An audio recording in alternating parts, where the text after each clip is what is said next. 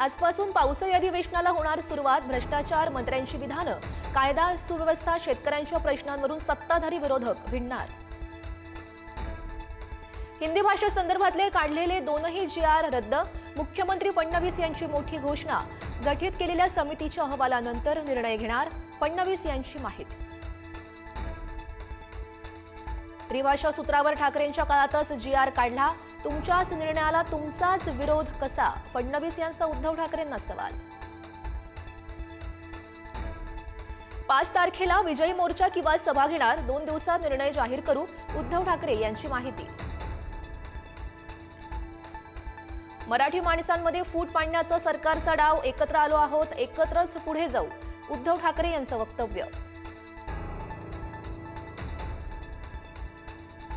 मला काय विचारता तुम्ही म्हणत चहापानाच्या कार्यक्रमात मंत्री बावनकुळेंवर एकनाथ शिंदे भडकले.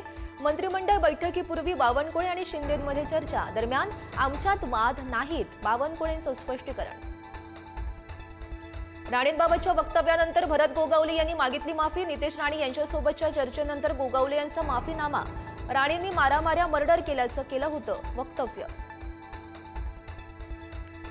महाराष्ट्र भाजपच्या प्रदेशाध्यक्ष पदासाठी आज रवींद्र चव्हाण अर्ज भरणार.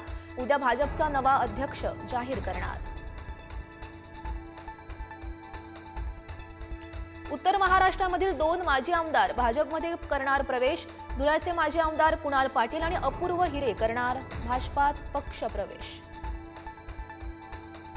तळीये ते इशारवाडी दुःखाचे डोंगर. 4 वर्ष उलटून सुद्धा अपघातग्रस्तांना म्हाडाची घरं नाहीत.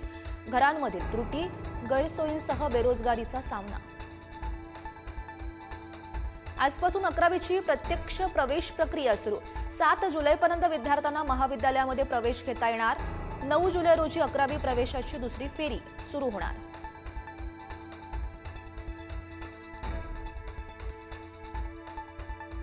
निवृत्तीच्या 12 वर्षांनंतर मिळणार पूर्ण पेन्शन. पेन्शन कम्युटेशन अंतर्गत मिळणार लाभ.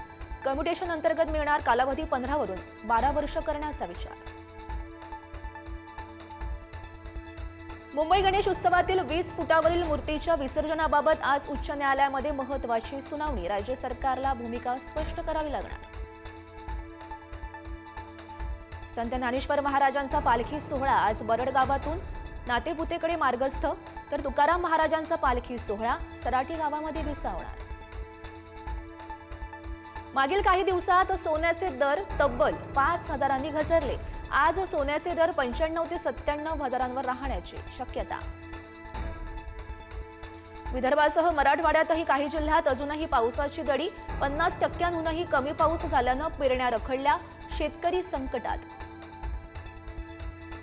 पुणे, सातारा, रत्नागिरीला आज पावसाचं ऑरेंज अलर्ट. पश्चिम महाराष्ट्रासह कोकणात मुसळधार पावसाची शक्यता. साताऱ्यातील ठोसेघर धबधबा प्रवाहित. तब्बल 1500 फुटावरून कोसळणारा धबधबा पाहण्यासाठी पर्यटकांची मोठी गर्दी. जम्मू काश्मीरमधील चिनाब नदीवरील सलाल धरणाचे दरवाजे उघडले. मुसळधार पावसानं जम्मू काश्मीरच्या अनेक भागात पूर.